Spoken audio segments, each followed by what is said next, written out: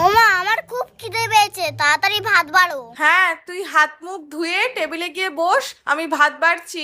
ওমা, জানো আজকে ফোড়নের বাড়িতে মাংস হয়েছে। এই তো, আমিও দেখ তোর জন্য কত কিছু রান্না করেছি। এই মা, শুনেই তো আমার বেশি খিদে পাচ্ছে, তাড়াতাড়ি খেয়ে নি তাহলে। এই মা, এগুলো আবার কি? ওমা, এইটা কি গো? এটা সজনে পাতা ভাজা। ওমা, এটা কি ভাজা? এটা সজনে ফুলের বড়া। ওমা, এই ছোট বাটিতে আবার কি? এটা হলো সজনের ডাঁটা। ওমা, এই ঝোলটা কিসের? এটা হলো ডাঁটা দিয়ে মাছের ঝোল, খেয়ে দেখ দেখি। আবার কি খাবার?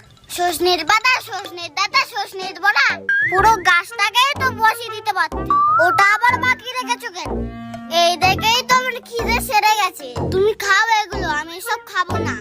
এই সময় এইগুলো খেতে হয় বাবা, এইগুলো খেলে আর অসুখ বিসুখ করবে না। তুই তাড়াতাড়ি খেয়ে নে দেখি। ও